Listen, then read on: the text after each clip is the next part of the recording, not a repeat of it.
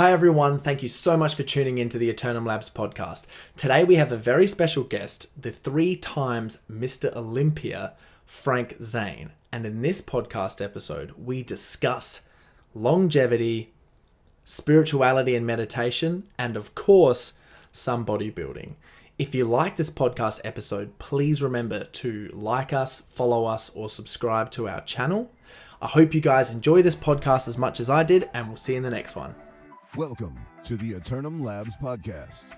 We interview the world's leading experts on longevity, health, performance, sleep, and cognition, and share their findings with you, helping you have more energy, feel better, live longer, and perform at your peak. Now, let's get into the episode. G'day Frank, it's so good to finally meet you, and I just want to express some appreciation to you before we start the podcast, because I am also a fitness competitor. I've been bodybuilding for, I'd say, over 10 years now. And I have been listening and following some of the things in your journey. And basically, I've used a lot of techniques that you have used in terms of meditations. I've listened to the meditations that you have done, and I listened to them throughout a prep. I did the visualization techniques that you would do when you were posing. I also listened to how you actually dieted someone in, and I copied those macros and did all those different things. And I competed in 2019, and after ticking all those boxes up, I won a pro card. So massive thank you to you, and thank you for inspiring not only me, but the generations of many people. I'm glad it was helpful. That's my goal. Yeah, so thank you so much. I've got you on the podcast today because I just like to talk about a few different things. And I think for your age, you look fantastic. And you still have maintained a really good body and physique throughout all of the years. How have you done that? Well, I pretty much do the same thing all the time, and I'm 79 now, and I just worked out today. I have a great gym, a lot of machines that I use, and it's just convenient. And so I do it, I'm doing something every day. Plus I walk a lot. We walk about 1.5 miles, 2 miles every day in the morning with our dog. And then in the afternoon, I train a little bit. I like that. And how do you we want to maintain and keep really good energy levels? How do you go about that? Well, I follow a simplified routine. I train upper body one day and then legs the next day. And I generally do that 4 days a week, maybe 5. And I usually do 2 sets of each exercise. What about increase the weight on the second set? Keep my reps between 8 and 12. And my goal is to get a pump on every set, which I do. Okay. Is there any certain specific techniques or anything you do? No, I just do correct reps with a slower negative than positive. And then I stretch between sets. And I always get a pump. I can always feel the blood flowing into the muscle. And what about nutritionally and supplementation wise? Well, I take amino acids in free form. I've been doing that for about 30 years now. And in addition to that, I follow high protein, not extremely low carbohydrate diet, but my protein is always a little bit more than my carbs. I'd say my protein for me is I weigh about 175. I probably get about 150 grams of protein a day and probably about 120 grams of carbs a day. And I feel good on it. I'm not dieting to win anything or go in anything. I'm just eating normally so I can feel good and have a nice life and do the things I want to do. Yeah, for sure. And what about the aminos and stuff that you have used throughout the years? Which do you think have worked best for you? Well, I take a mixture of 16 different amino acids in gelatin capsules. And I generally do 9 a day, three times a day. Yeah. What type of aminos do you take? Because I'm also a pretty big fan of aminos. I sort of use aminos like the essential aminos. I use glutamine. I like to use tyrosine. I like to use lysine and N-acetylcysteine. I use quite a few of those different aminos. Which ones? I don't separate them like that. I take them all in one compound. Oh, okay. And then sometimes I'll jack up the arginine a little bit. If I want to sleep more before I go to bed, I'll take more tryptophan. If I want more alertness in the morning, I'll take some powdered glutamine. And that's about it. You know, it's relatively simple. I've been doing it for a long time. And also, I know that you write a lot about the golden era and the golden days for when everyone was competing back in Venice Gym. Is there anything recently that you have either written about or thought about that you think has that has come to mind? Well, one of my it's not my last publication, but my most popular one is my bodybuilding manual. Mm. Zane bodybuilding manual. It's 436 pages. And my whole career is in here. Everything about me is in this one book. And aside from that, I have a workbook. You might say that the bodybuilding manual is the textbook, but the workbook is the 91-day wonder body. This tells you exactly what to do every day for 3 months. And it has tips on diet in there too. So for a how to do it book, a workbook, this is the one. And to know all the facts behind it, the bodybuilding manual is the one. Then in addition, I also put out, this one came out recently, called Mind-Body Connection. It's about the connection between your mind and your body, how basically what you formulate in your mind becomes real when you do it in your training. And there's all kind of techniques in here. And, you know, I publish a lot. It's something at least every year, but usually two times a year. Yeah, you do quite right a bit. I look on your website and there's all different, like you've got so many different publications. Yeah, there's a lot of stuff. Yeah. What are some of the techniques or some stuff? I'd love to dive into the mind and the body connection. What are some of the things in there that you think have been really beneficial? Well, one is meditating on a regular basis, and that's basically every morning I clear my mind by saying a mantra, which is it's like a power phrase. It's, repetition of certain words that clear my mind and put me into a frame of mind that I just feel higher, feel better. And I know that you have like experimented with like all different types of meditations. What got you into it? I read some books on it when I was in my early teens, like age 14. I read some books on yoga. I was very much into the spiritual side of yoga, the meditation part of it. And I just kept doing it afterwards because I felt better from it. It was something I could do on my own. I didn't have to rely on other people. And I've always felt that way, that I do better on my own. I don't need other people around to hold me back. I could do it myself. It's always been like that with me. Yeah, keep yourself I've never gone to anybody and say, train me and make me into a champion. I've always done it on my own. And the meditation techniques that you've used have helped you do that? Sure. Basically, the goal is to clear your mind. And I say a mantra. I have a couple of them, a phrase that basically I say over and over and over again. And I do that throughout the day. When I'm walking, I say the mantra while I'm walking. No matter what I'm doing, basically you can see these beads I have on here. This is my string of 108 beads, which is what I do for formal meditations. Then I have these wrist beads that I use for, when you do something physical, it helps you to remember to keep saying it, because the nature of mind is to flee from focus. And so when you're doing something physical, you're in touch with what you're doing more than if you don't do that. So these are just some of the tools. So would you mind sharing, because I'm interested in the mantras and the different meditations, like how do you do them, or would you mind sharing some of your mantras that you use? Secret. He's got the secret. He's got the manifestation power there. No, like that. You could find mantras if you read the Buddhist sutras. There's mantras in there. Probably the most popular mantra is Om Mani Padme Hum. Om Mani Padme Hum. That's a very popular mantra. So I take refuge, I praise the jewel in the lotus. Sort of symbolic. And did you use those throughout your bodybuilding career? Pretty much. Started when I was 14. That's about when I started everything right around 14. I mean, I started meditating, doing yoga, bodybuilding, and doing archery. And I still do all those today. I don't do yoga so much, but I meditate. And you still do archery? Yes. Yeah. how do you think that those things like benefited you throughout your career? It helped my focus. It also helped me to clear my mind and focus on what was important, not things that were not important.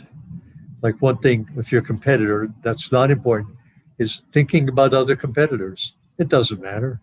What matters is what you do and what you look like. And if you're always worried about something else, somebody else, you're never going to get that good. You're never going to be you have to learn to be focused. That means bringing your attention to one point. And archery is good like that. When you're aiming at the bullseye and a target, come on. I mean, how much more focus can you get than that? I find that very helpful. And I usually do that 1 or 2 times a week now. No, that's awesome. I also really appreciate how you in your bodybuilding career, where you focused on the aesthetics side of things and how your body looked, and instead of actually building up like too much mass and looking really big, like you sort of had this really great classic physique look that I think it inspires a lot of people. Like I think a lot of people look at that and be like, that's the physique that like I want to go for. Why was that? Well, I experimented with bulking up in my early parts, like in the 1960s in my career. I weighed 220 at one time. I bulked up to that, and I was just smooth and fat and not impressive. And so I found my best weight was about 190 pounds in that range. And so that's what I competed at, and I trained at around that. I trained between 185 and 195 pounds. I never went over 200. And I always meant by what I looked like. I based my training on what I looked like in photographs, because what you look like in a photograph is what you really look like. You don't look like what you see in the mirror. That's you backwards. Nobody sees that. So you got to see yourself the way other people see you, and that is achieved by taking a lot of photographs.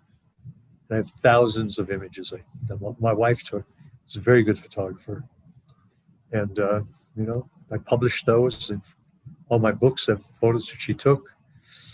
Put them on in ads on the internet and stuff. So it's been very helpful. So on that, like, what do you think was some of the most like memorable moments that you had throughout your bodybuilding career? I'd say it was winning the Olympia 3 times. Yeah. It was all the major titles, really. It was winning Mr. World in 1969 in Belgium. It was winning amateur Mr. Universe in 70 in London. And then also in 72, winning the professional Mr. Universe in London, 72. And then, competing in the Olympia. Actually, in 76, I got in fantastic shape, but I didn't win.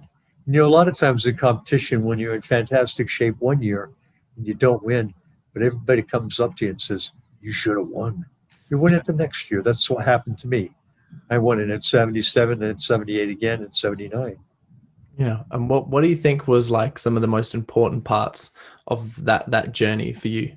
Well, I think training in isolation for me. I remember in 79, I had a house in Palm Springs that was really a gym for when I wanted to go over there and get sun. And I spent the last month in seclusion training several times a day in my gym, sunbathing, lying on a raft in my pool, and then running at night on the high school track, and then posing, having photo sessions with my wife. And, it worked for me. I really don't need a crowd or an audience to perform. I mean, I get it together pretty well on my own. I'm like a monk hibernating in a cave. I don't need all that. I don't need all that distraction like in a gym to be noticed, it's just a distraction for me. I'm not concerned about other people, just about myself when I'm training for competition. So you really got like your self-satisfaction out of what you like presented yourself. Yeah, that's why I rehearsed it, and I practiced my posing a lot that way. I posed a lot because, if you're going to compete, that's what you have to be good at is posing. And so a lot of people don't practice it enough. I practiced it a lot. I would work through my routine. I'd have up to 20 poses in my competitive routine. I would work on holding each pose for about 30 seconds with all my muscles relaxed and do like a body scan. Things like that. The more you pose, the better defined you get. So I did a lot of that. Yeah, I really like that. And I think that like definitely reflects in a lot of the photos that you've taken, because I always find Yeah. myself as well, like I find it like a bit of resistance whenever I have to practice posing. But as soon as I start practice posing, it's like, well, this is the joy that is really starting to come out for me. Well, it's hard work. You get very sore when you pose a lot. Usually, if you don't practice posing until the last 2 weeks, and then you go all out and practice a couple hours a day, you're going to be really sore, but you're going to get very muscular doing it. So it's important, you can't just let that go. It's what you do in competition. What do judges do? They look at you in different positions, poses. So that's what you need to practice. A lot of people don't. They just train, It's not about lifting weights. It's about posing and how you look in the poses. Yeah, I love that, because there's some other professional bodybuilders as well that I like to listen to and follow. And some of the other best ones, I think, have definitely taken your insights from that and do practice the posing, because that's sort of like where the art of bodybuilding really comes in. They need to. I'd also love to talk about testosterone, because all of the stuff that like you do in terms of optimizing yourself and focusing on health and longevity and like being in a really good energy. One of those things like for men that is really important to do is to focus on their testosterone. So I'd love to talk about that. Well, my focus was always to take amino acids that helped more testosterone sensation triggered in your body, like arginine and tryptophan and glutamine were the three I specialized on. And I really took a lot of amino acids. I didn't rely on pills or injections so much, but basically it was all amino acid supplementation. And then eating high protein diet, and then taking supplements like liver extract. Do you still take the same like sort of protocol? Like what would you do if you really wanted to focus on like increasing your like testosterone? What would that like protocol sort of look like? Well, I would take more and more amino acids every day. I would probably build up to about 30 a day. Right now I take about 9 a day. And I also take liver extract, which is like a very concentrated desiccated liver. I take not many of those, maybe 3 or 4 a day, but I would take up to 9 a day otherwise. And, I just took a lot of capsules when I was competing, and it worked. Did you take any other supplements or vitamins or minerals? Well, I took, the B complex, I took vitamin C, I took the minerals, calcium, magnesium, potassium, iron in the proper amounts. And then I always correlated what I looked like with what I was taking, compared them. And by doing that, I was able to see what I might need to take more of or take less of.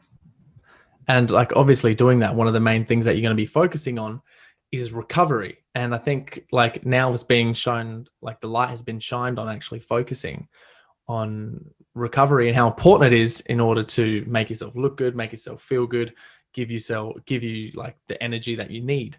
Is there any sort of, well, I'd love to just talk about like recovery and your thoughts on it. Well, of course, sleep is important. And basically I sleep usually from about 11 to 5. It's a good 6 hours. That's relatively short. Pardon? That's relatively short. Well, not for me, it isn't. I mean, I'm 79, so that's quite enough. Okay. And I'm not carrying a lot of body weight either. So it's quite enough. And then I meditate for an hour a day, which is equivalent to another 2 hours of sleep. So I'm getting enough recuperation time with that. And then, I stay in shape aerobically by walking every day. And then I train with weights. I do something every day in our gym. So I stay up on it. Then I eat healthy. I have soft-boiled eggs with grated cheese and avocado and some whole grain toast for breakfast. Usually a cup of coffee for breakfast, but that's all I have on coffee is 1 cup a day in the morning. For lunch, I usually have, usually it might be some kind of meat, chicken, might be beef, lean ground beef. It might be fish. And then I have fish every day. Usually my breakfast, my dinner, well, tonight it's going to be about 12 ounces of salmon and a small baked potato and a little bit of salad of lettuce. That's going to be it. Is that different to what you were eating when you were bodybuilding? Not much different. Yeah. Probably eating more carbs now than I did then because I feel better eating more carbs. But I still don't carb overload. I don't have a lot of carbs. Like I never let my carb intake exceed my protein intake Why is that? because I don't want to get smooth. Yeah. I eat enough carbs for immediate energy purposes, not so much that I put them in storage. You know, like I'm not going to run a marathon, so I won't never carbohydrate load. Every meal I have always contains protein with some carbohydrate. How do you think, like, do you think it's extremely important for people just in general to know that? Well, I can't speak for other people. It is for me. So if somebody wants to experiment with that on their own, it's done well. I've done well with it. Yeah. I'd say it will work very well for most people. The main thing I think is to avoid refined carbohydrates like, sugars and sweets and candy and cake and pastry and all that stuff. Don't eat that. Don't keep it in your house. If you keep it in your house, you're likely to eat it. So don't keep it in your house. Yeah, I think that's the hard part. Sometimes a lot of people is resisting that temptation. They haven't got the mantras to get in to make sure that they're not actually buying those types of Well, foods. you have to set your life up so you'll be successful at these things. Don't keep something around if you shouldn't be eating it. It's stupid. Yeah. You absolutely have to have it. Go out and get it. So how do you set yourself up for success? What I told you. Weren't you listening? Yeah, I was. That's it. I work out on a regular basis. I do some aerobics. I follow a good diet. I stay positive. I don't hang around with negative people. The rule is don't hang around with people who don't help you grow. Mm-hmm. And so the only people I see are basically people who come to me for help. They all want to grow. I don't have a lot of friends that I hang. I just have maybe one or two friends like that. They're all positive. My wife is very positive and she pushes me and I'm thankful for it. And, she's really good. We've been married 54 years and, we keep going. Yeah, I think that's quite an achievement. So I'd love to know as well, like your inputs, like when you want to actually like learn or research something, like what are the topics that you sort of look towards or go to learn all the things that you do? I study a lot of the Buddhist sutras. The sutras are like speeches given by the Buddha. And I read them a lot. Then I have other things that are very helpful. Some of the authors that are, spiritual authors like Baba Ram Das. What's the other guy's name that we're reading? I can't think of his name now, but I have a Kindle that I have about 400 titles on. And I reread a lot of the stuff that's on there, And so it's, I don't read a lot of literature. I do some of the stuff, like the works of Carlos Castaneda. I've read that a lot. Have you ever read Castaneda's works? No, I haven't read. Who is he? Well, he's an anthropologist at UCLA that went to northern Mexico to study under a shaman, a medicine man. And he has about 9 books about that experience. It's really helpful. And, how he developed his dreaming body. It's very enlightening, actually, reading that stuff. How was that? And how to live like a warrior. And what are the like how do you apply those things? Well, I don't think about how I'm going to apply them. My life is sort of based on doing those kinds of behaviors. Okay. Like a good book on Castaneda's Tales of Power. I recommend that one if you want to get into that. Tales of Power. Why is that? What's in there? All about it. It's about his meeting with the Don Juan, the Indian medicine man, and some of the things that they did, how he expanded his consciousness. And like how did he do that? You got to read the book. He's not going to give away any secrets. I like story. Often, so it's a long story. Okay. It's worth reading. Okay. Another good book that I recommend is called In Search of the Miraculous by P.D. Ouspensky. It's about the teachings of George Gurdjieff, who was like a spiritual leader around the 1950s, came to this country. Was originally from Europe. Yeah. I'm extremely intrigued. Those two books, Tales of Power and In Search of the Miraculous, I recommend those. And if you read those, you'll see, what I'm into. Like, I know you said you started getting interested into everything at the age of like 14 for all the different things that you were interested in.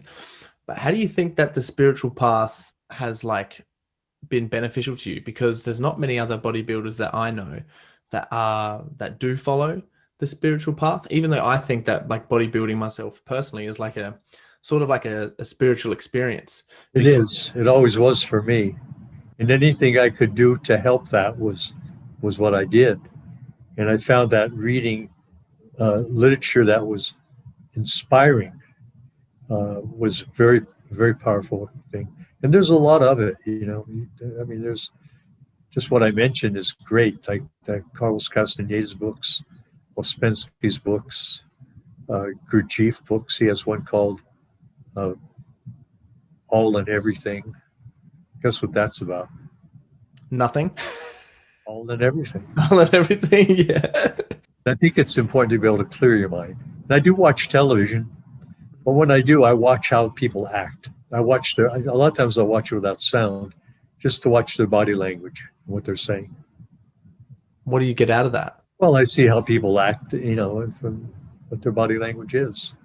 How you can tell what a person's about by how their body moves and their expressions. Yeah, that's really interesting, because then I guess, I'm not sure if it's like a man thing or whatever, but I'm very hang on to people's words instead of their body actions. So I can see how that can be extremely beneficial. Well, they're both important. They should match up. Yeah, for sure. So I also know you have like your own gym as well, and you've set up things in your gym a little bit differently to like a normal gym. Would you mind going into some of those things? Well, I don't know. I have a lot of machines. Yep. Let's see. Going to my gym, I have, first of all, I have a leg blaster. That's a device. I don't sell it anymore, but basically it's a way to squat, having your hands free by having a harness that goes over your shoulders. Mm-hmm. And so you can squat in an erect position with that. And then I have a multi-purpose gym that I can do. I can do lying incline presses with a neutral grip on this machine, which I like. As the lower pulley, which I do preacher cable curls with. And then I have a pec deck, which I use instead of doing dumbbell flies. And then I have a curling machine, Italian curling machine, which I do one-arm curls with. These machines basically replicate free weight movements. And I use free weight movements too, but I like machines better in a way because they isolate better if you have the right machines. Then I have a dip machine, parallel dip machine. That's great for chest work and for tricep work. I have a Nollis pullover machine that I use. Actually, I do pullovers with it. I also do tricep extensions with it. I found another good exercise on that machine. So you turn it around. Well, basically it's got this part of it that you grab it up here and do pullovers with. I grab it here and let me over and do tricep extension. Okay. So it works really well. A nice lat machine with low cable row. I have dumbbells from 2.5 pounds up to 50s. I don't do a lot of dumbbell work anymore. I tend to get it on the machines. I have nice leg machines. I have a Nautilus leg extension. I have a real good incline leg curl machine. I have an advanced free weight systems horizontal leg press. Company's out of business since the 1990s, but this machine is fantastic for leg presses. And I have one of their lat machine, of course, and the dumbbells. And what else do I have? Oh, I have a cable machine. I forget the name of it. Basically, it has two arms that go in and out and up and down. So I can do all kind of cable work with. Crossovers, one arm side cable raise at a time. So basically, I could do everything in my gym. I have better equipment in there suited for me than any commercial gym I could possibly go to. And so it's developed over the years. And my gym is 600 square feet and it's packed full of stuff. Yeah, that's quite the setup. I love that. Yeah. So what are you currently like working on at the moment? Because I know that you're writing, like that you do write all the time. So is there anything at the moment that, like, any projects that you're focusing on? I'm writing a book called Overcoming Weak Points. And everybody has parts of their body that need more development in relation to other parts. And so that's what this book is about, is overcoming weak points, different weak points. Each part of your body, we go through it, and I give you certain combinations of exercises that will really give you a great workout for those areas. And so I'm working on that now. I guess I'm about a third of the way through it. And I just finished this one here, the mind-body connection. So about a 60-page booklet. It's got all the workouts and everything in it. It's all the psychology, it's all a lot about the mind.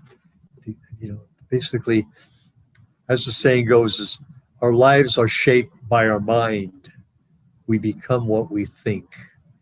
It's important to think the right things. Think the right thoughts, say the right words, do the right things. Thought, speech, and action. Those are the main three. Yeah, I really like that. And then obviously through those things, that's what you actually create and like transform. Right. That's what creates, is thinking the right way. That's the mental blueprint.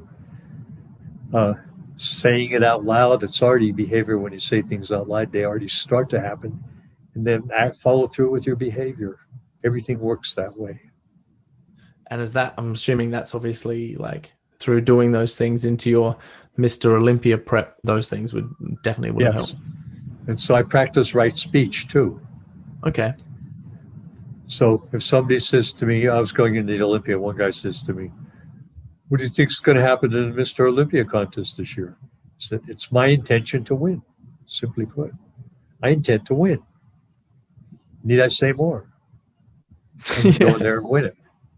As a matter of fact, I've already won. That's a good mantra. I have already won.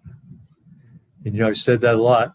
First year, it was a little more challenging because I hadn't won it yet. But after I won it the first time, it was easy because I had already won. It was true. I'd already won. I actually used that technique of yours because I know you've said that somewhere else, and I used that for my last show.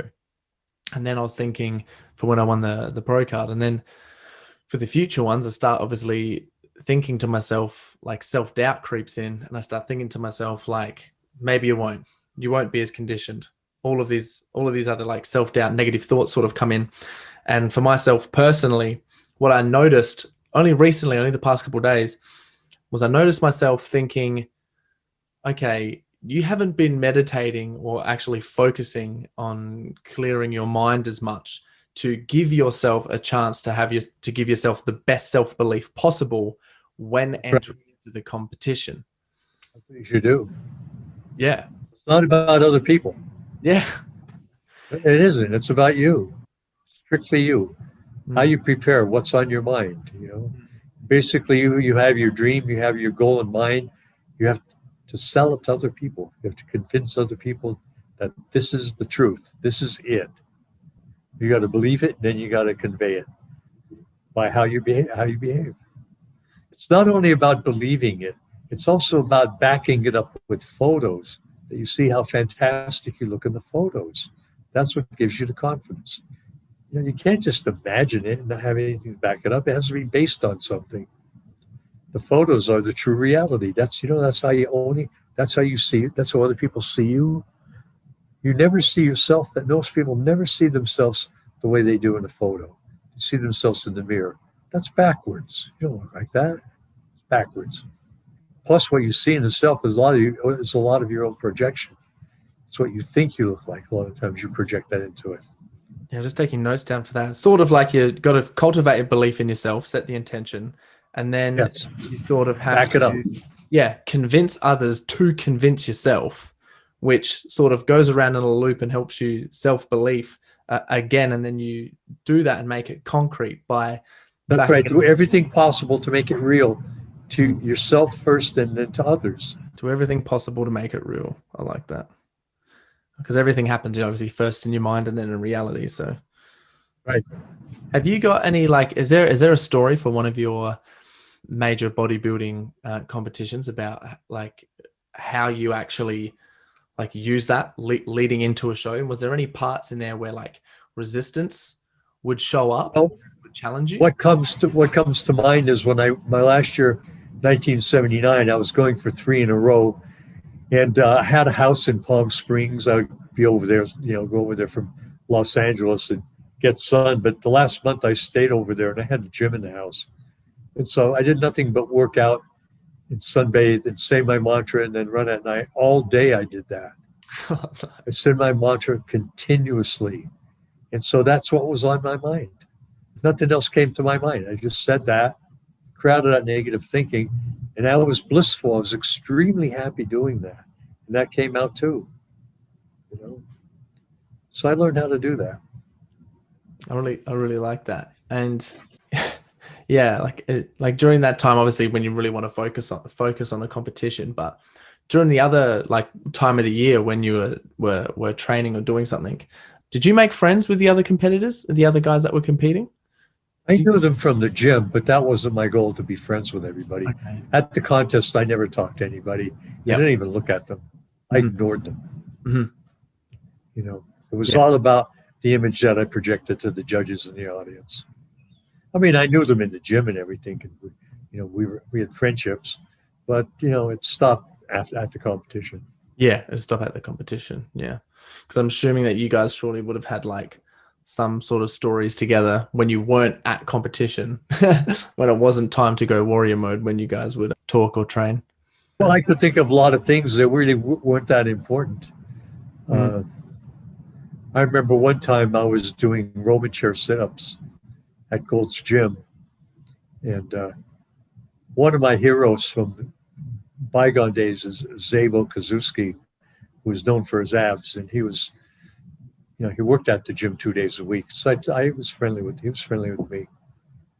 And he came over one time I was doing Roman chair sit-ups, and I decided to see how long I could do them.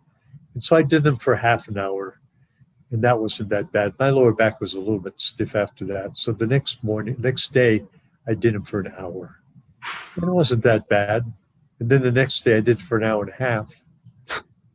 And then the next day I did it for 2 hours.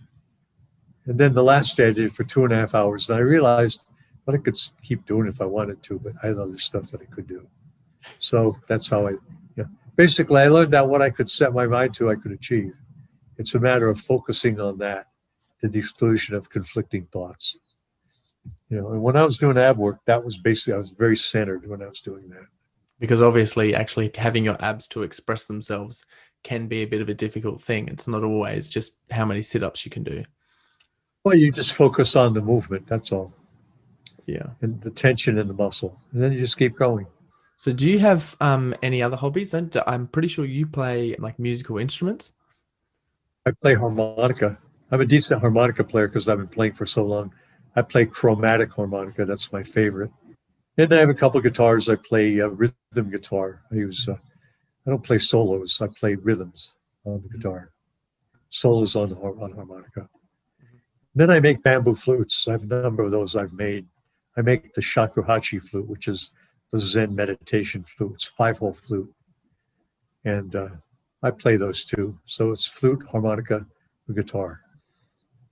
I've played harmonica since I was about 11. Flutes for about the last 6 years, maybe. And guitar for about the last 10 years. I don't consider myself a good guitar player. I basically fool around with it, and I like playing rhythms. But I think I'm a pretty good harmonica player. And do you find that like you do that to challenge your mind and to learn new things, or? No, I just do it to get in a groove sometimes, to play it and play different things, playing something I never did before. Playing riffs, a sequence of notes.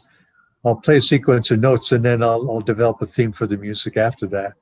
And so I come up with a lot of different combinations for songs if I wanted to have a song to it. Then I've written a lot of songs. Actually, they're like poems.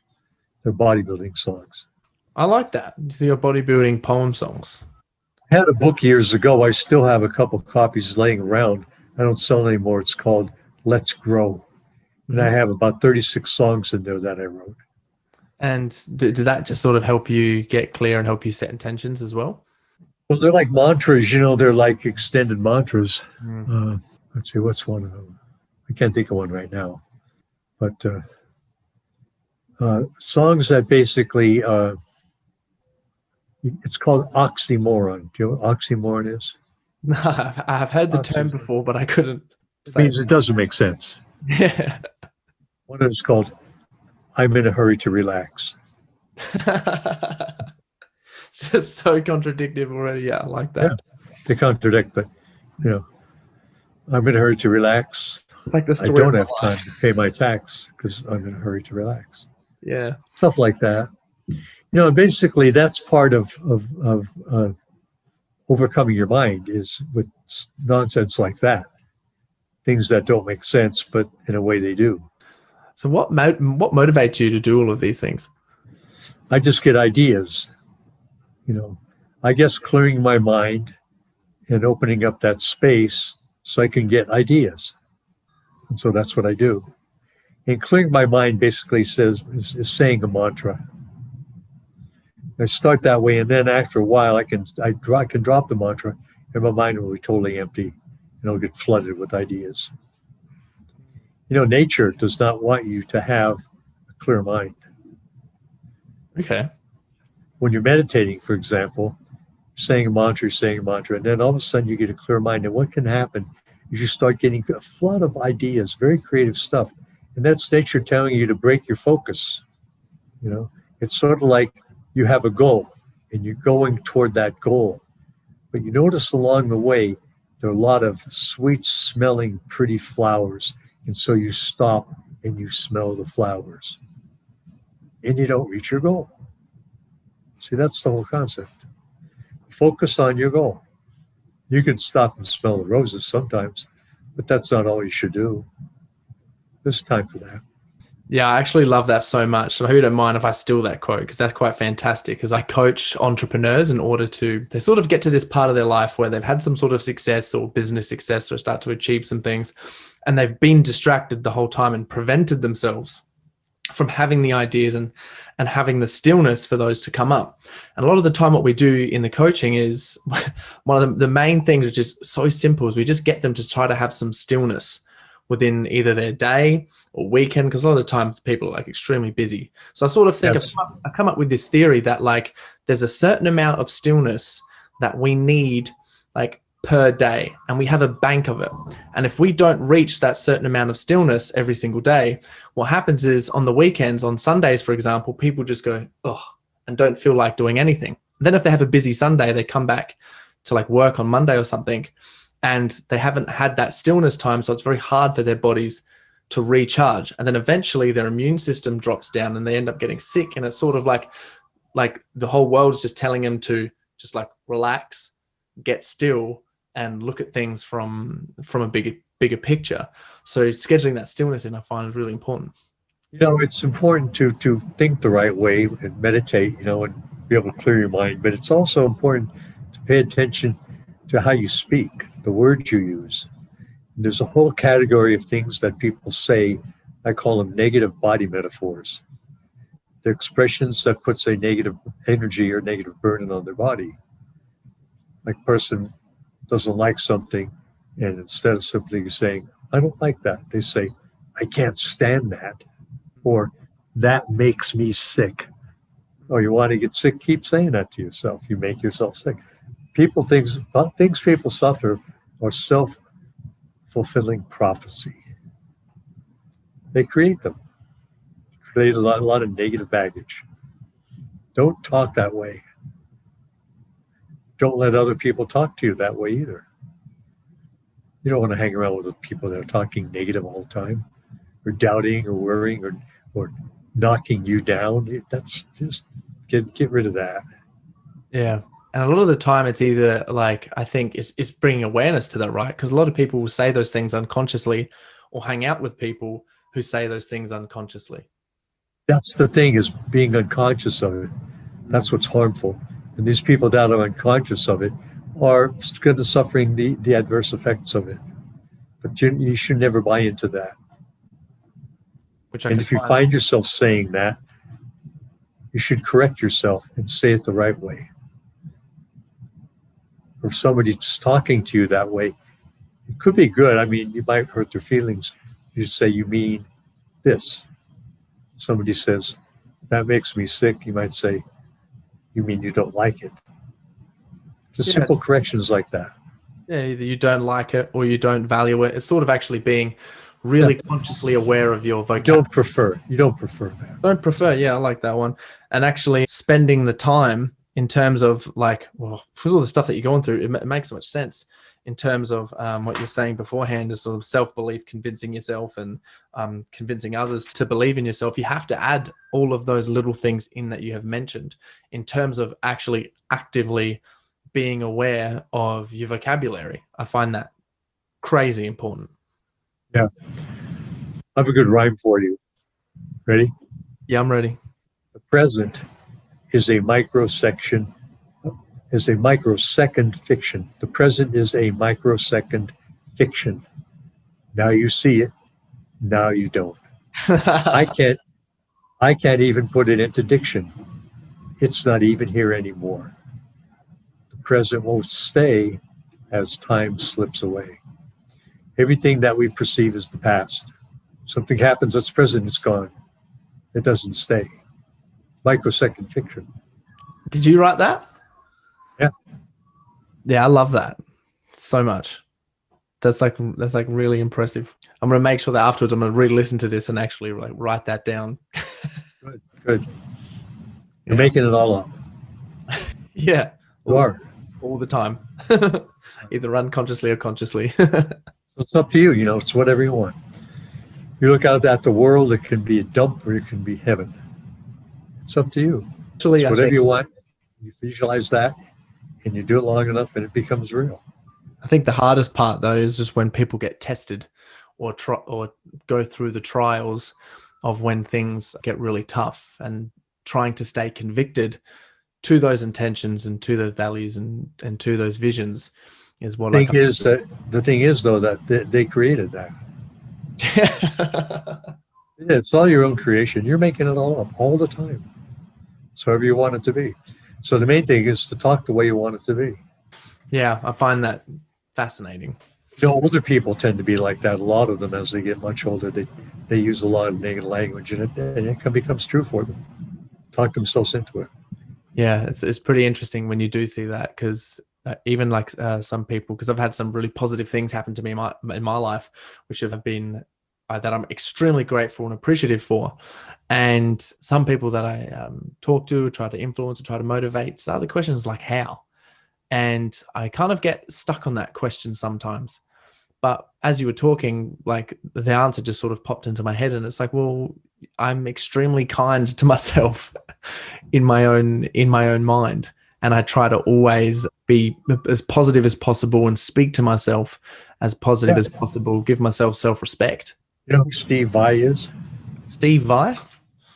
V-A-I. He's like a real super guitarist. Probably the best instrumental guitarist there ever was. Mm-hmm.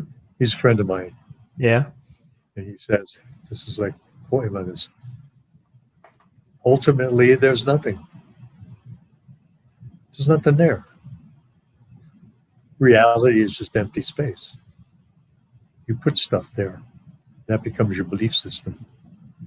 So whatever you want, ultimately there's nothing. Put whatever you want there. Fill up your space with positive stuff. Or not. It's up to you. Yeah, I think it's such a good metaphor, especially when you're thinking in terms of even just things like health or bodybuilding. Like you have this canvas and you have this body, and if you want to get like bigger muscles and you want to grow, put them there. If you want to be healthy and have like long lasting energy, put it there. Keep visualizing it. That's the key. And it'll start happening. It's been said that if you can hold a thought unrelenting for 20 seconds, it will start to become real. That's all it takes. 20 seconds. It's hard to hold a thought for 20 seconds. It's impossible. It can be. But you can train yourself. That makes it becomes more realistic than if you never do it. If you think you can't do it, then you can't. You can't have doubt. Eliminate doubt. What is it you want? Visualize it. Keep visualizing it. Don't make a schedule for when you want it to happen. Just keep doing it. It'll happen maybe at a very unexpected time. It has to. Has to. Whatever you put out there comes back. Sort of like thoughts can turn into a spiritual boomerang if you're intentional about them. Sure they do. Yeah. You might try something. Here's a visualization. Visualize yourself radiating light out to the world. You see light coming out of all parts of your body. You just keep visualizing it, visualizing. And after you've been doing that for maybe a minute or so to start becoming real, you actually see this. It's all in your imagination. You keep doing it, you keep doing it, doing it. Then you stop. Then you know what happens? It all comes back. All comes back. That's fascinating. Because as you talk, I'm just Why are people happy that do good all the time for other people? They're happy because it comes back. Yeah. Yeah, I really like that. Ways. Don't try to figure it out. Just accept it. Yeah, as you were speaking, I keep having all these little moments of when like, and I'm like laughing at the moment because I can't vocalize them right now. But in terms of like things that have that I do or focus on, I can understand. It's like, oh yeah, that's happened and it's come back. Or these little things that I've done like have worked just like that. So, you know why? Why? You know why? Because you're a genius all the time. I like that. It's not my saying. It's Jack Kerouac saying, hey, there's a good author to read. So what do you mean by that as well, genius all the time? You're always a genius. Only problem is you don't know when you doubt it. You're enlightened too. You are completely enlightened. You don't know it, so you doubt it. See, that's what self-realization is realizing it. Yeah, which is, I guess, that comes back to that part, just like circle moment is obviously. Yeah. I just hey, so if you want to read Kerouac, I mean, he's a great writer. Dharma Bums. Is that the book called? That's the book, Dharma Bums. Dharma Bums. Right. I have so many notes here. Another book that's even more popular. I can't think of the name right now. Kerouac's. Oh, On the Road. On the Road and Dharma Bums. And these had some big impact for you?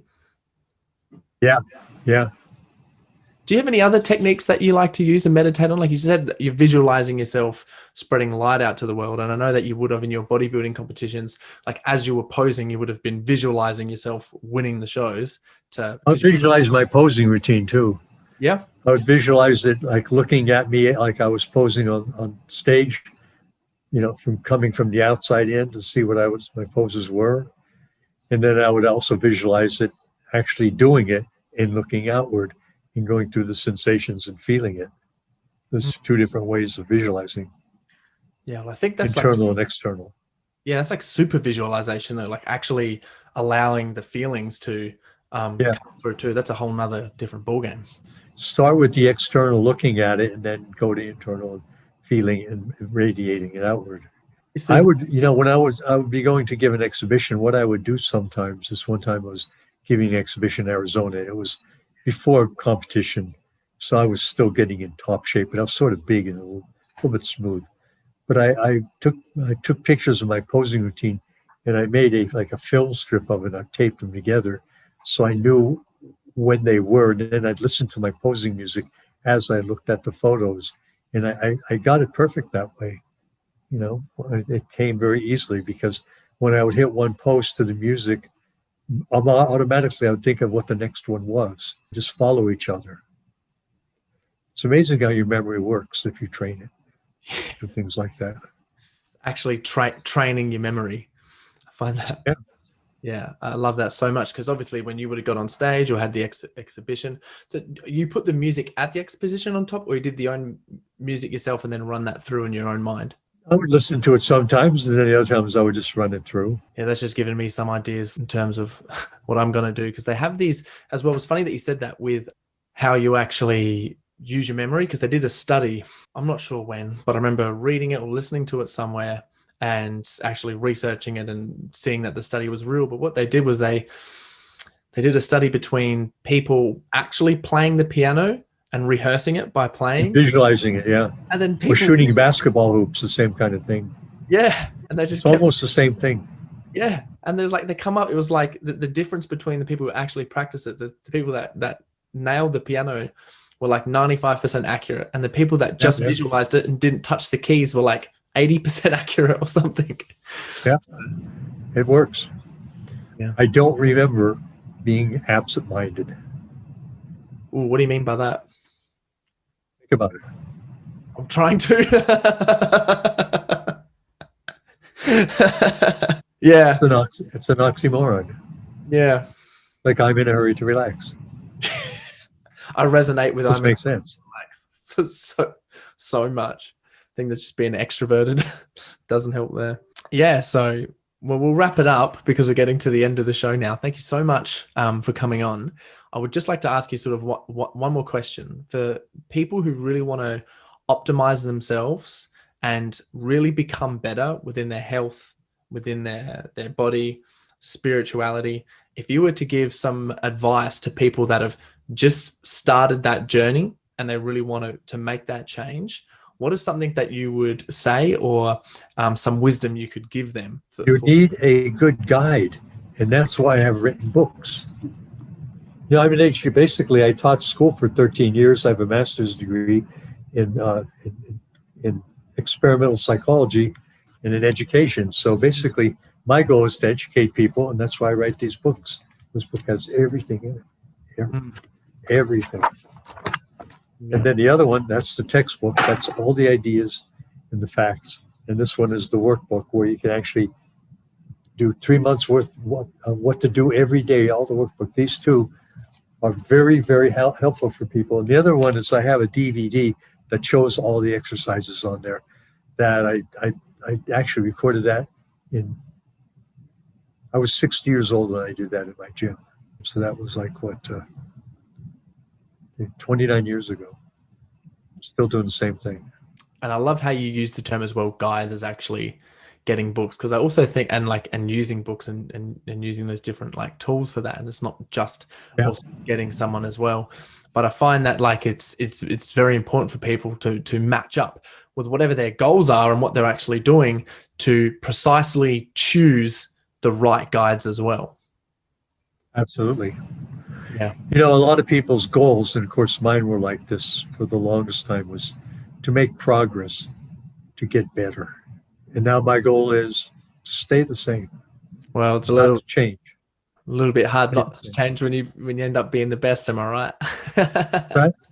I said it's a little bit hard to change when you end up being the best. Am I right? And then chucked you a cheeky wink. Well, I guess it's a matter of opinion. Some people think you could always get better, but you know, you can only get so good with your body. Yeah. You know, as you get older, you find out that it's not the same. You know, your body changes. Your mind doesn't, though. Your mind can continue to grow and, you know, get better. So the idea is to tie them together and then get the idea that you want to stay the same. So do the same things you've always done to make progress, and don't doubt it. Don't think you're getting worse. And then you should take photographs too. See, photographs are important because they're feedback on how you're doing. You don't have to show them to anybody, but look at them yourself. See where you're at. Look at the bad ones. Yeah, I think especially the bad ones, because it's quite humbling, especially like because I am extremely into like anti-aging and longevity. And I find that, like you just saying that, like, you know, it'd be hard for a lot of people to take photos and look at them of themselves, because then they have to be like, well, that is reality, and now I need to make a change. First, I was talking about Gurdjieff in his books, and Spencer's book talks about self-remembering. So self-observation, to observe yourself as you are, but also remembering what you are, what you look like. It's sort of like taking photographs of yourself at different times. You know, like you're posing for photographs, that's one thing. But when you're not posing for photographs, what do you look like? Yeah. When you're relaxed, when you're in certain things.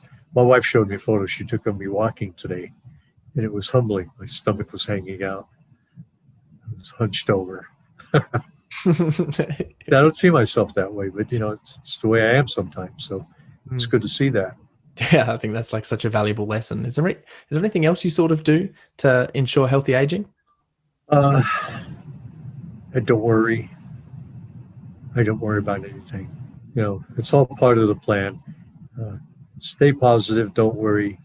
Don't think about negative. Worry basically, stay present centers. Worry is basically projecting doubt into the future. Because you're doubting what's going to happen. Just stay positive. Stay in present time. Just be positive. Keep an open mind. And, let opportunities occur. Let them descend upon you. Yep. Well, and don't be so arrogant that you think you have everything figured out how it should happen. Some people are, that's like everything is cut in stone. It can only happen this way according to their belief system. Like a lot of religious people are like that. If you don't believe a certain way, you're going to hell. Yeah. So, it's not maybe it's true for them that way because that's their belief system, but it doesn't have to be yours. Yeah. You should be open to possibilities. You don't know what's going to happen. But if you stay open and think positive things, you create those in your life. Think the right thoughts, say the right words, do the right things. That's the rule. Yeah. Think the right thoughts, say the right words, do the right thing. There's one follows from the other. Yep. That's like a little mantra there. Then it's circular. Doing the right thing goes back to thinking the right thoughts. Yeah. Circular. You think the right thoughts. And it expands. Then the energy of that just absolutely expands. Is there any other poems or quotes that you would like to leave us with before you end the show? Anything that you've been saying recently or an old favorite? Well, just more or less what I've said the whole time we've been talking. Yeah. I think you should really, I think reading the right things, reading things that are uplifting, what inspires you, reading inspirational material. There's a lot of stuff.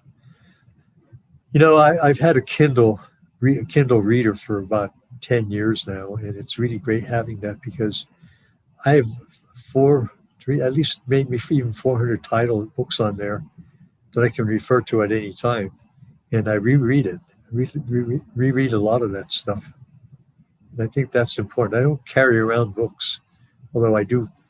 I find with my eyesight the way it is, I find it challenging to read material. It has to be magnified or the right light, but on the Kindle, it's right there for me. And I think that as you get older, your physical abilities decline, you have to find ways to make that easier for you to continue with. And so I think a Kindle readers, it was a good thing for me as I get older to have those books that I was interested on that reader, to be able to read them anytime I wanted. It's like having 4 books condensed into that little thing you carry around. So I found that very helpful. And, you can buy all these books for a fraction of the price it would cost you. And a lot of them are free. So if you get one, I think a Kindle reader costs about $120. A lot of the books are free, like in Ouspensky's In Search of the Miraculous is free. You don't have to pay for it. And a lot of them are free. So it's a good investment. You'll never run out of stuff to read if you get one of those. You could choose what it is you want. And then, just keep on using them and get inspired and manifest visions and stuff for your life to live the life that you really want to. Whatever. Yeah. All right. Well, thank you so much for coming on to the show today, Frank, and sharing your wisdom. It's been an absolute gift. As I said, you've been extremely motivating, not just now, but also throughout your career, and you've inspired me to follow the path of, being spiritual, meditating, focusing on my health, longevity, and competing. So just want to say a huge thank you for that. So this will be on your podcast. Sure will. Great. Yeah. I'll look forward to it. It's been fun talking to you. I think we covered some really nice things, some good points made. So I think people can benefit from listening to it. So keep up the good work. Yeah. Thank you so much. And I think that too. So it's been a pleasure. My pleasure. You take care. Yeah, you too, Frank. See ya. Bye-bye. Thanks for listening to the podcast.